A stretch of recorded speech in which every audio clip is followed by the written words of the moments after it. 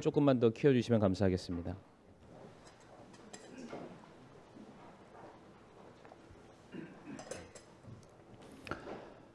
에베소서 4장 11절부터 12절까지 말씀이 되겠습니다. 두 절밖에 안 되어 있기 때문에 우리가 한 목소리로 같이 받들어 읽겠습니다. 에베소서 4장 11절에서 12절 말씀 함께 읽겠습니다. 시작. 그분께서 더러는 사도로, 더러는 대언자로, 더러는 복음 전도자로, 더러는 목사 겸 교사로 주셨으니 이것은 성도들을 완전하게 하고 섬기는 일을 하게 하며 그리스도의 몸을 세우게 하려 하심이라. 아멘. 말씀 위에 함께 기도하겠습니다. 아버지 하나님 감사합니다. 저희들을 구원하여 주신 하나님의 크고 놀라우신 은혜를 인하여 감사를 드리옵니다. 우리들의 삶의 참된 스승이신 우리가 예수 그리스도 주님의 말씀을 듣기 위해서 또 우리 사랑하는 성도들 이 예배의 자리에 모였습니다. 오늘도 주신 말씀 또 저희들이 잘 배울 수 있게 해주시고 듣는 것에서 그치는 것이 아니라 행하는 삶으로 이어질 수 있게 아버지 인도하여 주시옵소서. 또 우리 교회에 또 귀한 교사분들이 계십니다. 한 분 한 분을 하나님께서 축복해 주시고 그분들의 섬김과 또 사랑의 손길을 통하여서 우리 교회에 또 다음 세대들 어린 학생들 또 새로운 영혼들이 주님의 말씀으로 잘 양육될 수 있게 인도하여 주시옵소서. 예배의 시종일관을 온전히 주님께 맡겨드려올 때에 모든 말씀 살아계신 예수님의 이름으로 기도를 드리옵니다. 아멘. 자리에 앉으시겠습니다. 오늘은 에베소서 4장 11절부터 12절까지 말씀을 통해서 스승의 품격이라는 제목으로 함께 말씀을 나누겠습니다. 광고에 나간 것처럼 오늘은 교사주일 혹은 스승의 주일이기도 합니다. 그런데 스승의 범위라는 것이 저는 단순히 교사라는 직책을 갖고 있는 분들에게만 국한된다라고 생각하지는 않습니다. 누군가에게 영향을 끼치고요. 누군가를 이끌어주고 있고 또한 누군가 앞에 서서 본을 보이는 역할을 우리가 감당하고 있다면 모두가 다 스승이요 모두가 다 교사다라고 해도 틀리지가 않을 것입니다. 특별히 우리 교회 안에는 주일학교 교사분들이 계시고요. 또 각 원래의 임원분들이 계시고 또 우리 교회를 섬겨주시는 우리 집사님들이 계십니다. 많든 적든 우리가 성도들 앞에 서서 성도들에게 영향을 끼치고 또한 성도들을 이끌어주고 그들에게 본을 보이는 역할을 통해서 영혼들을 세우고 있기 때문에 우리가 그분 한 분 한 분들을 교사다, 스승이다라고 우리는 충분히 말할 수가 있습니다. 오늘 본문 12절 말씀을 보게 되면은 이제 가르치는 자, 곧 교사를 이제 세우고 임명하는 장면이 나와 있습니다. 본문 말씀 한번 띄워주시고요. 12절 말씀 보게 되면은 이제 교사에 대해서 그들의 역할을 다음과 같이 설명을 하고 있죠. 교사들이 무슨 일을 하냐? 성도들을 온전하게 하고 그리스도의 몸, 곧 교회를 세워 나가는 일을 위해서 임명을 받았다라고 말하고 있습니다. 성도님들, 교사라 함은 성경적인 지식이 남보다 탁월하기 때문에 가르치는 능력, 티칭을 잘하기 때문에 교사가 아니라는 것입니다. 성경 말씀 그대로 설명을 드리게 되면은 우리가 다른 성도들을 온전케 완전케 세워주는 일, 그리고 주님의 몸된 교회를 더불어서 건강하게 양육하고 자라게 하는 그 일에 우리가 쓰임 받을 수만 있다면 그 모든 분들을 성경은 말하기를 바로 그들이 교사다라고 말하고 있습니다. 저희들이 수요 예배 시간에 이제 느헤미야 말씀을 배우고 있는데 성벽 혹은 성전이 세워짐에 있어서 중요한 것은 건축물 재료들이 아니었습니다. 그러니까 나무가 있어야만, 돌이 있어야만, 어떤 철기구가 있어야만 성벽이 세워지는 것이 절대로 아니었습니다. 성벽과 성전이 세워지기 위해서 가장 중요한 것은 뭐니 해도 바로 사람이었습니다. 사람의 부재는 성벽과 성전의 부재를 의미합니다. 다시 말해 사람만 있다면 성벽과 성전은 얼마든지 다시 세워질 수 있다는 것을 우리가 말씀을 통해서 계속해서 확인을 하고 있습니다. 사람이 중요하다, 사람이 중요하다. 이 부분에 대해서 제가 한 가지 예를 하나 설명드리기를 원하는데, 이제 뉴스를 잘 보시고 관심 있는 분들은 아마 이 기사를 보셨을지도 모르겠습니다. 최근에 이제 우리나라에서 자체 개발한 비행기가 있습니다. 이제 전투기인데 혹시 그 이름을 아시는지요? 우리나라는 항상 앞에 이제 K자가 붙죠. KF-X라는 이제 비행기가 이제 만들어질 예정이라고 합니다. 이제 이미 다 설계나 뭐다 다 되어 있고요. 이제 양산 과정만 남겨두고 있습니다. 그런데 이 비행기가 무려 한 대당 1억 달러, 그러니까 1,200억에서 한 1,300억 정도 해당된다고 합니다. 저희 교회 성도님들은 이 정도 가격에도 놀라지 않으시는 성도님들이십니다. 이제 가장 최근에 나온 전투기고, 우리 예전에 우리가 몰았던, 제가 몰지는 않았지만 뭐 F-16이라든지 과거의 그런 비행기들, 여기 제가 광주 내려오고 보니까 비행기가 엄청 날아다니더라고요. 근데 이제 그런 비행기들이 뭐 예전 거지만 거의 수백억, 한 500억, 600억에 달한다고 합니다. 한 대당. 자, 그런데 세계에서 최고의 공군력을 자랑하는 나라가 미국입니다. 근데 미국의 경우에는 이제 전투기를 포함해서 비행기가 총 몇 대가 있냐면, 제가 조사한 바로는 무려 13,200대가 있다고 합니다. 아마 그보다 더 많을 수도 있고요. 아니면 뭐 그 즈음이 되리라고 생각을 하는데, 자, 그러면 대한민국은 몇 대일까요? 미국이 13,200대. 대한민국. 뭐 성경 퀴즈 시간은 아닙니다만, 대한민국은 저도 많이 기대를 했었는데 1,600대라고 합니다.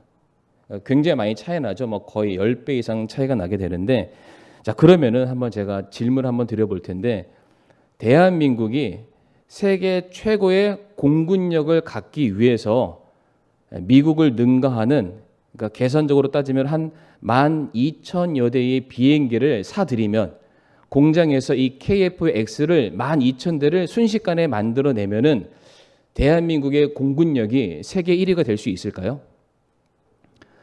그거를 만들 만한 재료가 다 있고 그거를 살 만한 돈이 있다고 해서 대한민국이 세계의 공군력 1위가 될 수 있을까?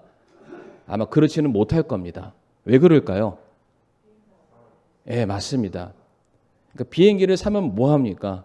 비행기를 몰 수 있는 조종사가 있어야 하기 때문입니다. 제가 방금 전에 이제 이 비행기가 한 대당 1,200억이라고 말씀드렸는데, 이제 한 명의 비행사를 양성하는 데 드는 비용이 대략 100억 원 정도 된다고 합니다. 헬리콥터의 경우에는 한 40억대 되고요. 일반 비행기의 경우에는 60억대. 전투 비행기는 굉장히 많은 숙련된 기술들을 요하기 때문에 약 100억 원 이상. 그런데 이 사람이 돈만 준다고 훌륭한 비행 파일럿이 되는 것이 아니라 한 15년에서 20년 가까이 훈련을 받아야만 이제 전투나 그에 상응하는 여러 가지 훈련들, 상황들을 대비할 수 있다고 합니다. 자, 그래서 어떠한 훈련 지침이 있냐면, 이제 공군, 이제 비행기 조종사들에게는 긴급한 상황이 되면은 이제 비행기가 더 이상 운행을 할 수 없다든지 아니면 자기의 생명에 지장이 생기는 그런 상황이 되면은 과감하게 비행기를 버리고 탈출하라는 그런 훈련 사항이 있다고 합니다. 성도님들, 비행기는 한 대에 1,200억, 1,300억이고요. 그리고 조종사는 100억입니다. 그러니까 어느 게 더 비싼가요? 당연히 비행기가 비싸니까. 그러니까 비행기를 지키는 게 맞는데 훈련 지침서에서는 비행기를 버려라라고 말하고 있습니다. 너가 더 중요하다, 조종사가. 왜 그럴까요? 비행기는 돈만 있으면, 재료만 있으면은 언제든지 공장 안에서 뚝딱뚝딱 만들어낼 수가 있습니다. 그런데 숙련된 조종사는 15년에서 20년이 필요합니다. 무슨 말을 하는 걸까요? 그만큼 사람이 중요하다라는 것을 말씀을 드리는 거고요. 이 사람이 중요한 것과 더불어서 그 사람을 가르치는 교사가 더욱더 중요함을 말씀드리는 한 가지 사례를 성도님들에게 소개를 해드리게 된 것입니다. 제가 앞에서도 느헤미야 말씀을 드리게 되었는데, 느헤미야라는 한 사람이 있었기 때문에 성도님들, 예루살렘의 성벽이 재건이 될 수 있었습니다. 하나님께서 맡겨주신 사명에 대해서 비전을 품은 한 사람이 있었기 때문에 이스라엘이 회복할 수 있었고요. 그렇게 사명을 품은 한 사람이 이스라엘 백성들 자기 동포들에게 돌아가서 그들에게 말씀으로 기도로 그들을 깨우고 가르치게 되었을 때에 모든 백성들이 다시금 원래 있어야 될 자리로 돌아오게 되었고 하나님의 거룩한 백성들로서 무엇이 중요한지를 알고 그 일에 전심전력하는 사람들로 변하게 되었습니다. 사람이 중요하고요. 그 사람을 가르치는 교사는 더욱더 중요하다. 마찬가지로 우리 교회 안에도 어린 학생들이 있고요. 이제 영적으로 막 태어난 사람들이 계시고 성도님들이 계시고 연약한 지체들이 계십니다. 그런데 그런 분들을 향해서 바른 길로 인도하는 교사, 하나님의 말씀으로 잘 양육시키는 교사가 있어야만 우리는 한 인생을 변화시킬 수 있고요. 더불어서 한 가정을 바로 세울 수 있고 또한 교회와 나라를 올바르게 세워나갈 수가 있는 것입니다. 그러한 차원에서 교사는 너무나도 중요하다라고 말씀을 드리고 싶습니다. 그래서 오늘 본문과는 상관없이 제가 마태복음 말씀을 통해서 교사의 품격, 교사의 자질 두 가지를 우리 성도님들에게 말씀을 드리고 싶은데 우리가 다 같이 마태복음 5장 19절 말씀을 앞에 화면을 보시면서 한 목소리로 우리 같이 한번 읽어보도록 하겠습니다. 마태복음 5장 19절의 말씀 되겠습니다. 시작.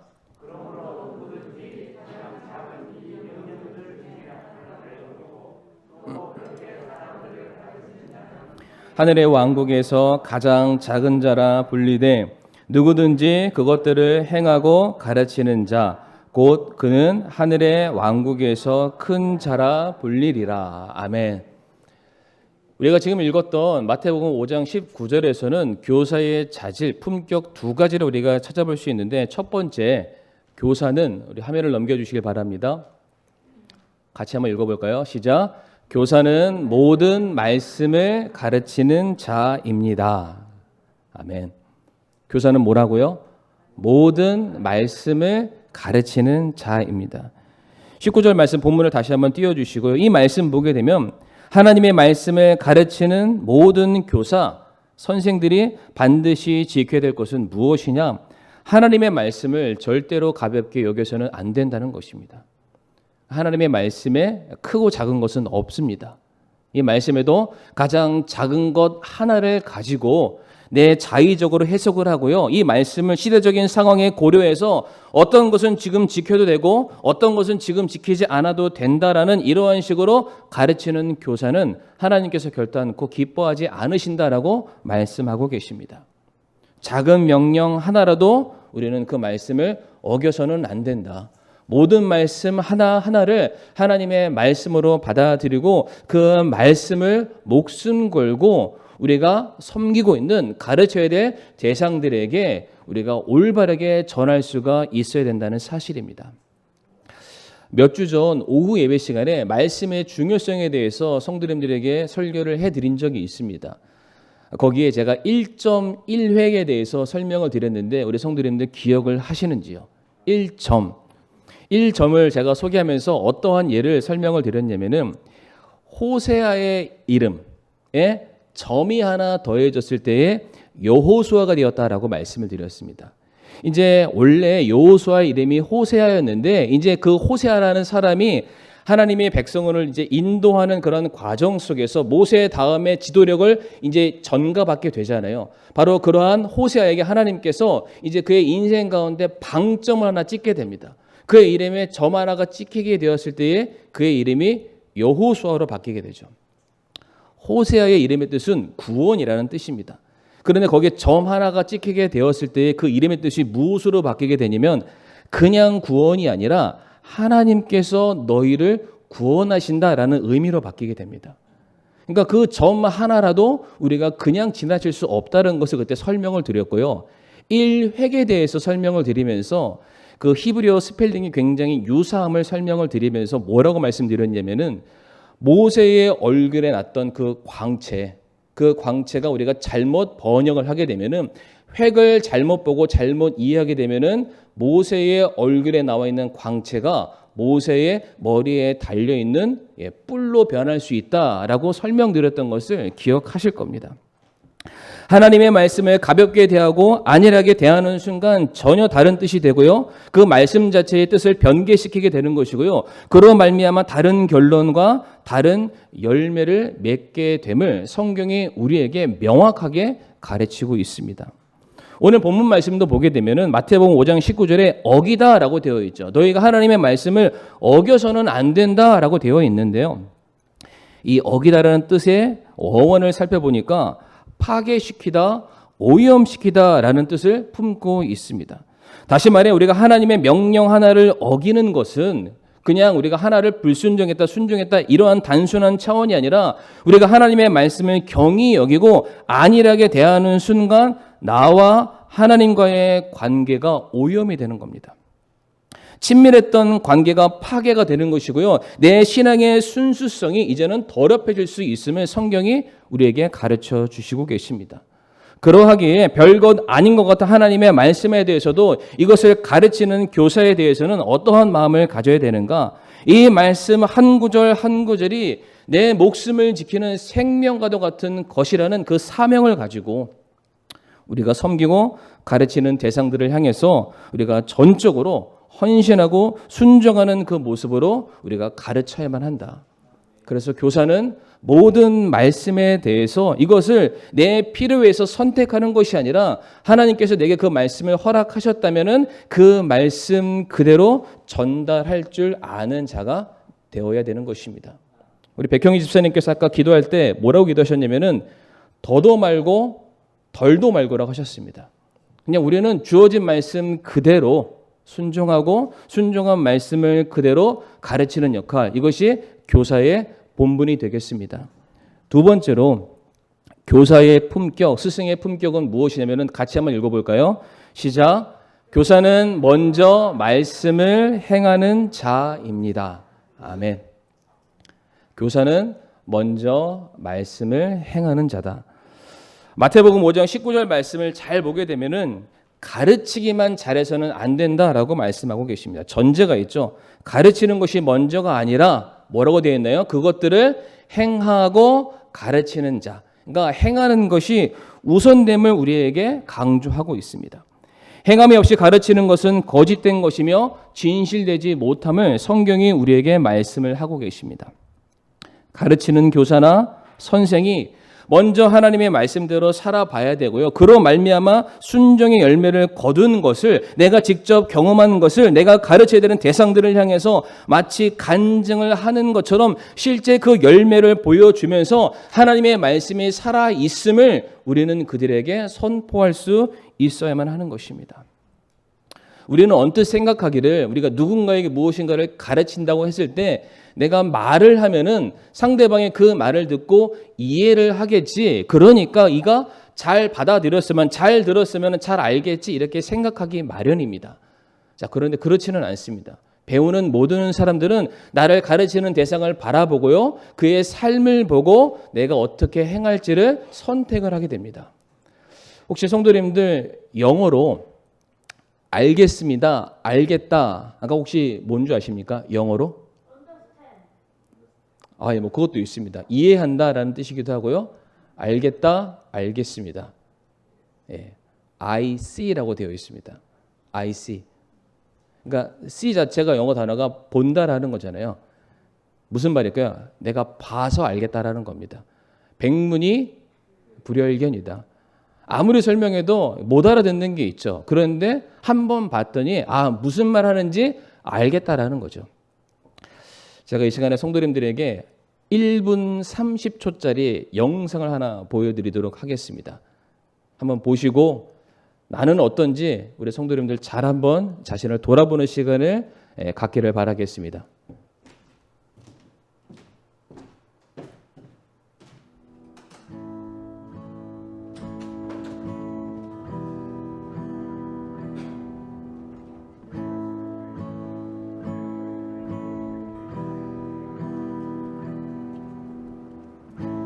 Looks like rain again today.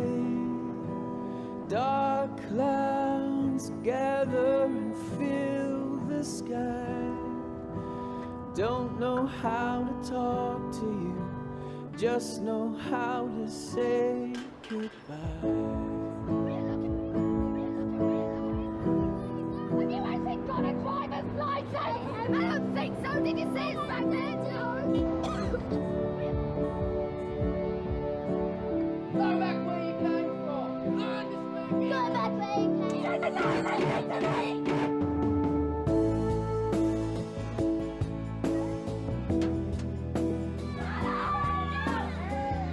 What's wrong with you, Harry? What's wrong with you? You don't want to stay. I've had enough of you. I've had enough of you.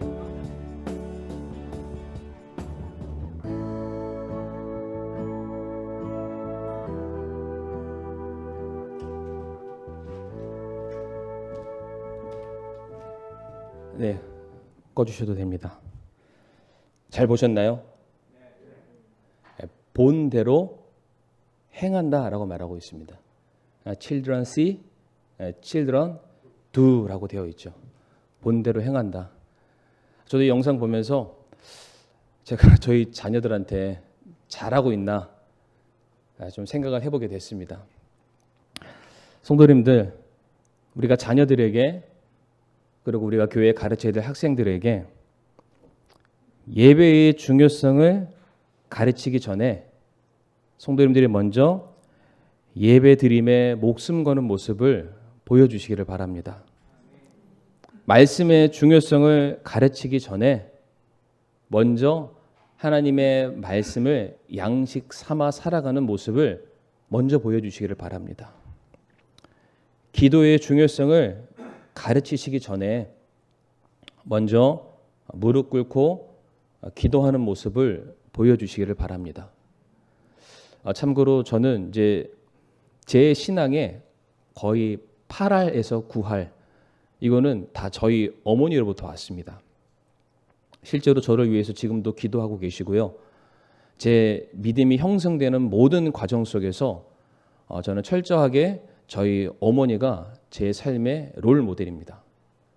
근데 그렇게 제가 말씀드릴 수 있었던 것은 물론 부족하지만 저희 부모님께서, 저희 어머니께서 최선을 다해서 주님 섬기려는 그 모습 보여주셨고 함부로 죄 짓지 않으려고 하셨고 죄 지으면은 눈물로 회개하셨고 또 감사한 일이 있을 때는 반드시 하나님께 영광을 돌려드렸고 그리고 무엇인가 성도 사랑에 대한 그 말씀을 듣게 되었을 때에는 본인이 먹지 않으면서 상대방을 섬기는 모습들을 저에게 보여주셨기 때문에 저는 저희 어머니의 모습이 어찌 보면은 저한테 이게 하나님을 믿는 사람의 모습이고 주님을 사랑하는 사람의 모습이고 이것이 정말로 그리스도인이구나 라는 것을 제가 보고 배웠습니다.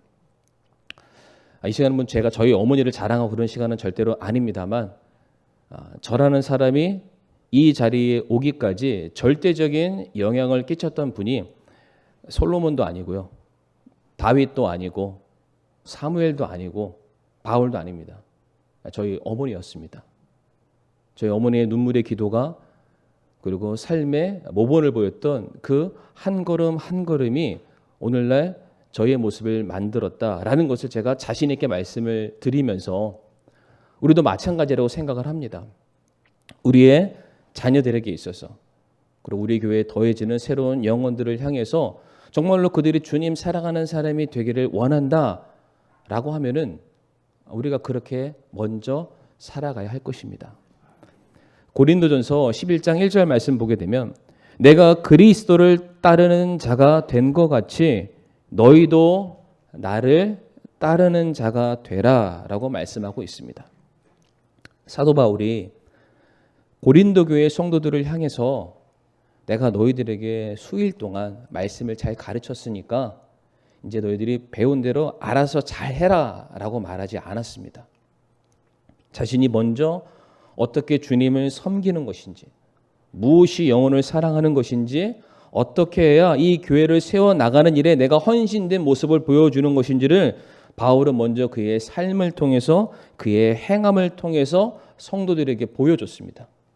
그리고 나서 하는 말이 무엇이냐면은 내가 이렇게 했으니까 너희도 나를 따르는 자가 되라. 성도님들, 이거보다 확신 있는 말은 없습니다.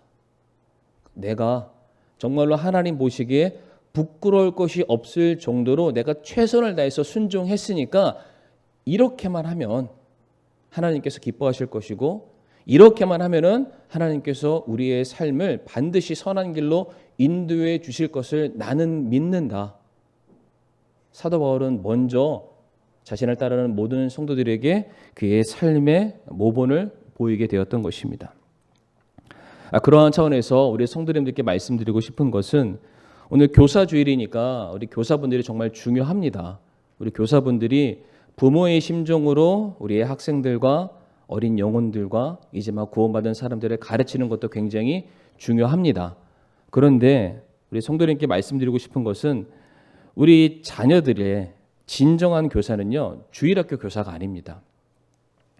우리 어린 자녀들의 진정한 교사는 부모님이다 라고 말씀을 드리고 싶습니다. 일주일에 한 번, 1시간 남짓 안 되는 그 시간에 교사들이 학생들에게 절대적인 영향력을 끼칠 수가 없습니다.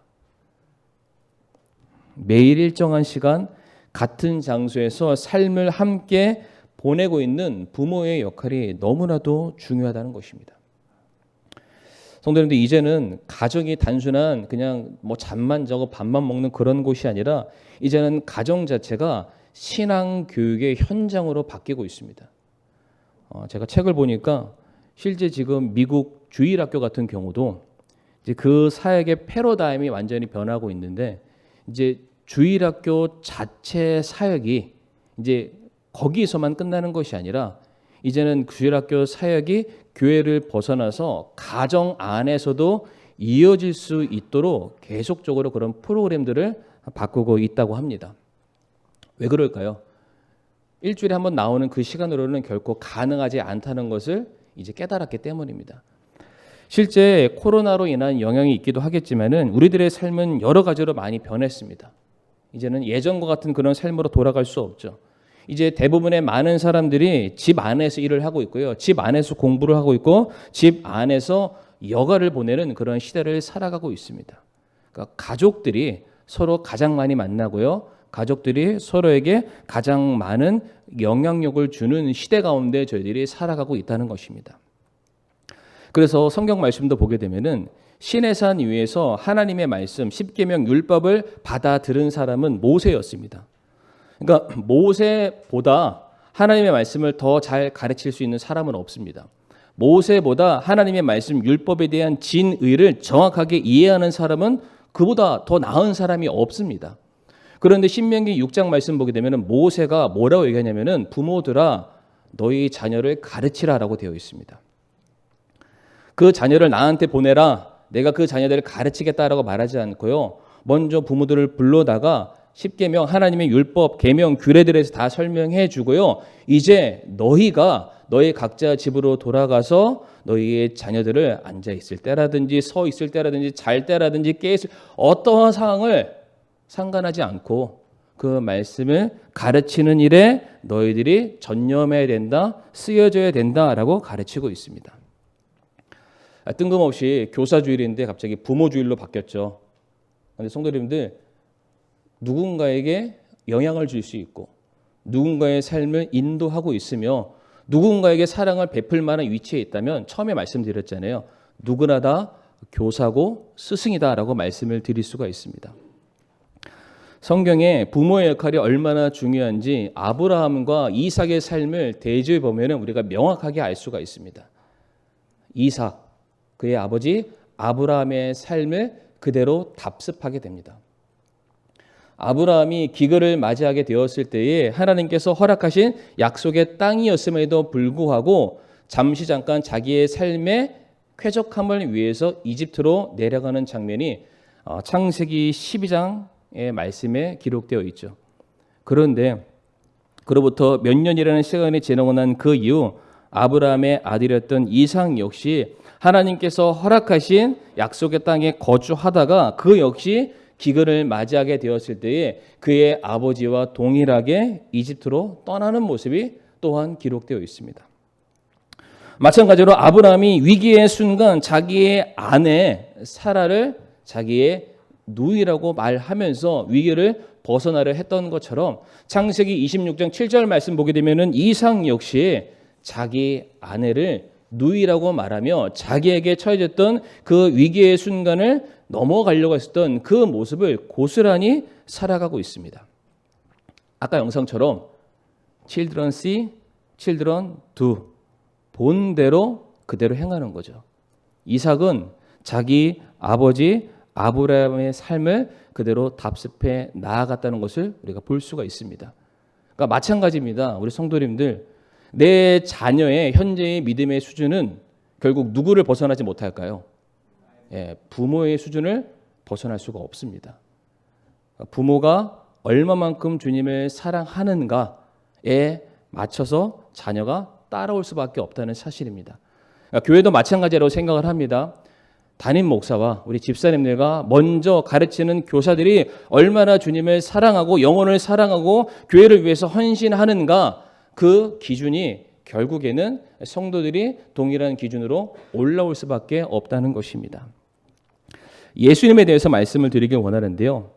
요한복음 14장 31절 말씀, 요한복음 14장 31절 말씀 보게 되면, 다만 내가 아버지를 사랑하는 것과 아버지께서 내게 명령을 주신 대로 내가 행하는 것을 세상이 알게 하려 하노라. 일어나라, 우리가 여기를 떠나자 하시니라 라고 되어 있습니다. 이 말씀의 배경을 아주 간단하게 설명드리면, 예수님께서 이제 제자들을 불러 모으십니다. 이제 다락방에서 불러 모으셔서 그들에게 가르치시는데, 이 말씀이 굉장히 중요한 것은 이 요한복음 14장을 기점으로 해서 예수님께서 드디어 제자들을 향해서 십자가의 죽음과 고난에 대해서 설명을 하십니다. 그러니까 예수님께서 이 땅에 내려오신 목적은 잃어버린 자를 찾기 위해서 오신 것은 맞지만, 그 잃어버린 자를 찾기 위해서 십자가의 고난을 받아 죽고 다시 부활하셔야 되는 구속의 사역을 이루셔야 됨을 가르치는 가장 중요한 장면이 요한복음 14장의 장면이 되겠습니다. 그때 예수님께서 이 말씀 바로 앞에 요한복음 13장 말씀 보게 되면은 제자들을 불러다가 손수 팔을 거두시고 옷을 올리신 다음에 끈을 묶으시고 제자들의 발을 닦아주시는 세족식 장면도 있습니다. 이 말씀의 포커스가 어디에 있냐면, 예수님께서는 제자들에게 말씀만으로 가르치지 않으셨다는 겁니다. 내가 너희를 구원하기 위해서, 이 죄악 가운데 살아가는 이 인류를 구원하기 위해서 내가 하나님의 명령을 받아들여 이 땅에 내려왔는데, 내가 이제는 하나님의 말씀을 가르치는 것에만 전념하는 것이 아니라 내가 그것을 어떻게 행할지를 너희에게 보여주겠다. 나의 제자들아, 이제 이 자리에 앉아 있는 것이 아니라 이제 일어나 가자라고 말씀하고 계십니다. 예수님은 이제 일어나심과 동시에 골고다 언덕을 향해서 십자가의 순환과 고난을 받기 위한 본격적인 사역의 행보를 이제 제자들에게 계속해서 보여주시고 계십니다. 무엇을 말할까요? 예수님도 우리들에게 복음이 무엇인지, 하나님의 사랑이 무엇인지, 하나님께서 우리를 얼마나 긍휼히 여기시는지를 무엇으로 보여주셨냐면은 말씀으로 글로 가르치신 것이 아니라 그의 삶으로, 십자가의 죽음으로 우리를 향한 사랑을 입증해 내셨다는 사실입니다. 사랑하는 성도님들, 예수님께서 이제 잃어버린 양 비유를 하시는 것을 아마 기억하실 텐데요. 잃어버린 한 마리의 양을 찾기 위해서 99마리의 양떼를 뒤로하고 그것을 찾아 나서는 예수님의 모습이 성경에 기록되어 있습니다. 예전에는 이 말씀을 읽으면서 이렇게 생각했습니다. 아니, 99마리가 더 중요하지 않을까? 잃어버린 한 마리 양을 찾기 위해서 나가면, 주인이 나가고 목자가 나가면 이 99마리는 누가 지키지? 혹시 또 다른 일이나 늑대가 와서 잡아먹지 않을까? 이제 말씀을 읽으면서 어렸을 때는 꽤 많이 걱정을 했는데, 말씀의 포커스가 거기에 있는 게 아니더라고요. 뭘 생각하게 됐냐면, 이제 이 목자가 잃어버린 한 마리의 양을 찾기 위해서 골짜기를 헤맵니다. 가시덤불을 지납니다. 그 사막의 음침한 곳을 지나면서 이 목자가 이제 온 몸이 만신창이가 되는 거죠. 그러다가 간신히 자기가 잃어버린 그 양을 찾습니다. 이 양을 찾았을 때 너무나도 기쁘니까, 혹시 그런 그림 보신 적 있으시나요? 목자가 양을 목줄 달고 끌고 오는 게 아니라 어떤 거는 품에 안고 어떤 거는 자기 어깨에 딱 올리고 마치 그 전쟁을 이긴 개선 장군처럼 막 신나게 돌아오는 그런 그림을 우리 성도님들 보신 적이 있을 겁니다. 아마 그 99마리의 양이 잃어버린 한 마리의 양을 어깨에 짊어지고는 자기의 목자를 바라봤을 때 그들의 마음이 어땠을까요? 야, 우리 목자 최고다. 아, 우리 목자에게 내 모든 것을 충분히 맡길 수 있겠구나.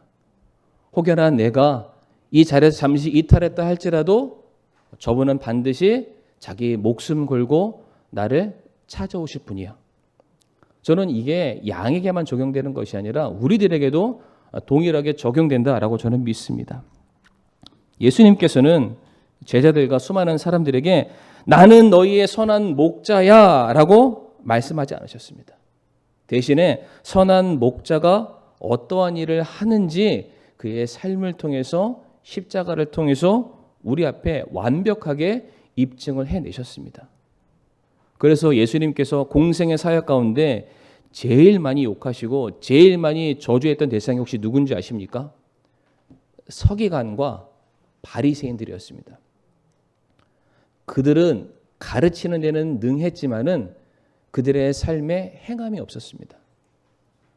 먼저 말씀대로 살아본 그런 흔적들을 찾지 못한 그런 상태에서 오히려 더 많은 사람들에게 율법의 올무를 지게 만들므로 더 많은 사람들을 지옥 가게 만들었던 그 무리들을 바라보면서 예수님께서 그들을 저주하셨습니다. 너희들은 참 교사가 아니라는 거죠. 너희들은 영혼을 주님께로 인도하는 진정한 스승이 아니라 너희는 저들을 지옥으로 이끌어가는 사탄의 졸개에 불과하다. 그래서 로마서 2장 21절과 23절 말씀 보게 되면은 이 말씀에도 이렇게 나와 있죠. 어떻게 행하는지를 알면서도 행하지 않으면 결국 그것이 하나님의 이름을 모욕하게 하는 것이다. 어떻게 행하는지 성경에 기록되어 있는데 그것을 가르치는 것이 중요한 것이 아니라 어떻게 행하는지 안다면 그대로 살아가는 것이 더 중요한데 그렇게 살지 않으면은 그것이 결국에는 하나님의 이름을 모욕하게 하는 것이다. 왜? 내가 행하지 않으면은 배우는 사람들이 어떻게 내가 살아가야 될지를 기준을 찾지 못하고요. 자기의 마음대로 해석을 하게 되고요. 자의적으로 선택하게 되고 그 사람들이 진리의 길이 아니라 자기만의 길을 걸어가기 때문에 모든 사람들이 하나님께로 돌아오지 못하는 이러한 일들이 생겨나기에 이 로마서 말씀에도 그렇고 마태복음 말씀에도 그렇고 가르치는 교사들이 먼저 행해야 된다. 먼저 순종해야 된다. 삶으로 그것을 입증해 내야 된다라고 가르치고 있다는 사실입니다. 이 시간 말씀을 마무리하도록 하겠습니다. 사랑하는 성도님들 그리고 특별히 이 자리에 계시는 우리 모든 교사분들 메시지만 전하려 하지 마시고요. 좋은 메신저가 되시기를 바랍니다. 바른 말만 하는 것이 아니라 말씀한 대로 가르치시는 대로 행하시는 우리 모든 교사분들이 되시기를 간절히 바라겠습니다. 우리를 바라보고 있는 우리의 자녀들과 우리 교회 학생들과 우리 젊은 청년들을 위해서 그리고 이제 막 주 안에서 거듭난 새로운 영혼들을 우리가 위해서 그들에게 어떻게 하는 것이 주님을 사랑하는 것이고 어떻게 하는 것이 주님의 말씀에 순종하는 것인지를 우리 교사분들이 먼저 되신 성도님들이 모본을 보여주시기를 부탁을 드리도록 하겠습니다. 저희가 일전에 사도행전 강해 시리즈 중에서 바울 스데반의 옷을 입다 아마 설교 기억하시는지 모르겠습니다. 그게 말씀의 포커스는 딱 이거 하나였죠. 예수 그리스도의 순교가 있었기 때문에 스데반의 순교가 나왔고 스데반의 순교가 있었기 때문에 사도 바울이 나왔다라고 말씀드렸습니다. 그러니까 사도 바울 같은 사람이 나오려면 누가 있어야 됩니까? 스데반 같은 사람이 있어야 됩니다. 그리고 스데반 같은 사람은 결국 예수님의 삶을 그대로 본받아 살아가려고 애썼다. 다시 말해 우리의 자녀들이 주님을 더 많이 사랑하고 우리 교회 학생들이 주의 종으로서 헌신되는 그 모든 일들에 있어서 기준은 성도님들 다른 데 있지 않습니다. 먼저 교사된 우리 선생님들에게 있고요. 그리고 먼저 인생을 살아가고 있는 우리 영적인 교사인 부모님들에게 있다는 사실입니다. 그렇게 우리 사랑하는 성도님들 우리의 믿음의 다음 세대를 위해서라도 우리의 자녀를 위해서라도 우리가 하나님의 영광을 위해서 이 몸된 교회를 세우는 그 일들을 위해서라도 우리가 품격 있는 교사, 품격 있는 스승으로서 쓰임 받을 수 있는 저와 모든 성도님들이 되기를 간절히 바라겠습니다. 이 시간 머리 숙여 함께 우리가 오늘 말씀에 우리가 순종하고 결단하는 시간을 갖기를 원합니다. 특별히 이 시간에 우리 교사 되신 우리 선생님들께 부탁드리고 싶은 것은 하나님의 말씀에 대해서 누구보다 두렵고 떨리는 마음으로 어떠한 말씀이라 할지라도 1.1에게라도 변개하지 마시고 모든 말씀에 목숨 걸고 간절함으로 우리 학생들에게 가르쳐 주시기를 부탁을 드리겠습니다. 그리고 우리 부모님들에게 부탁드리고 싶은 것은 먼저 말씀대로 행해 주시기를 바랍니다. 자녀들이 어떻게 하는 것이 주님을 사랑하는 것인지 어떻게 하는 것이 주님의 말씀에 순종하는 것인지를 먼저 삶으로서 우리 자녀들에게 보여주시기를 바랍니다. 그것이 교사와 부모에게 주어져 있는 사명임을 잊지 마시기를 바랍니다. 이 시간 우리가 이 두 가지를 놓고서 이 시간 잠시 잠깐 기도하는 시간 갖겠습니다.